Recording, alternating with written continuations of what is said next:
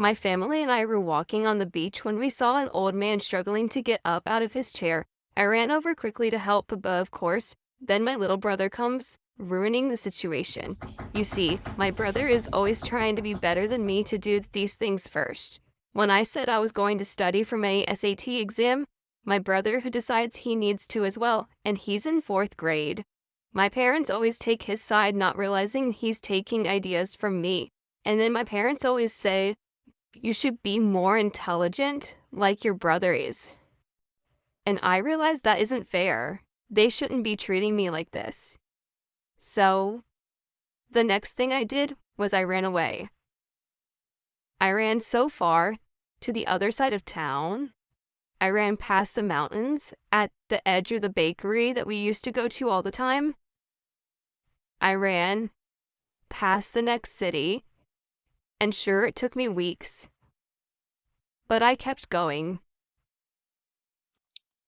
until I reached an old abandoned barn and decided I needed rest now, since I've off and on barely been sleeping. So I rest there, thinking it was all okay. But then out comes a voice. It was the old man I helped up at the beach. He was mad at me.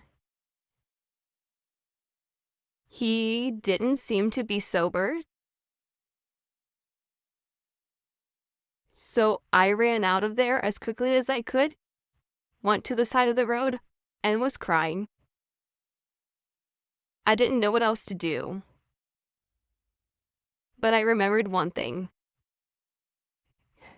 If Mom and Dad found me, they would be really mad.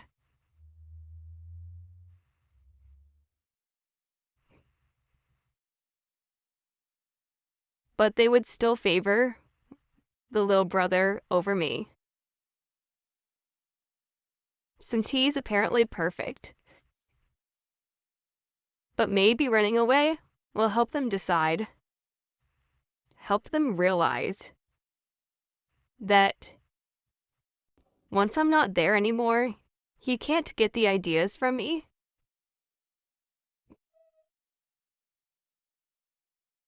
So he has to make his own.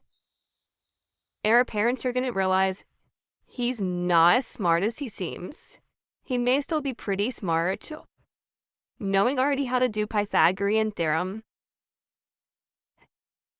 But he wouldn't live a day out in the wild. No, 'cause he has to eat a whole buffet for every meal. And let's just say there isn't that out here.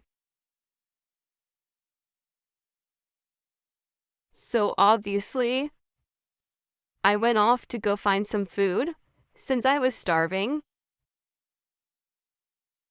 But there was little to no food. So I decided grass would be the next thing I have to try to eat to replenish my energy to keep going. I did that for days, maybe found a few berries on a trail every now and then, still making sure that they weren't poisonous. But I replenished enough energy to make it to one of the major cities, Las Vegas. And let's just say it was so big, and you are so gonna get caught if you're homeless on the side of the road, that there's no point. So I went into hotels, knocking on house doors, begging for somebody to take me in. I just said that I was an abandoned child, that I had been since birth. But they didn't know that I ran away. This one nice lady had taken me in. Her name was Susie. And let's just say she was one of the kindest ladies I have ever met. You see, her background history. She was married to the man that I helped at the beach. But not anymore, not since they got into a fight a fight that cost them their child's life. You see, her daughter's name was Emily. Emily Walker. And Emily, from what I've heard, was a sweet girl. But her father didn't think so. Her father thought the same exact thing that I had been thinking. 'Cause her father thought that he was getting ignored. Since her daughter,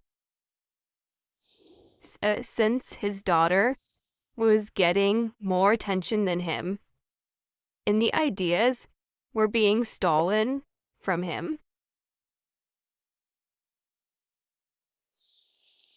So obviously, he put an end to it, but not in a good way.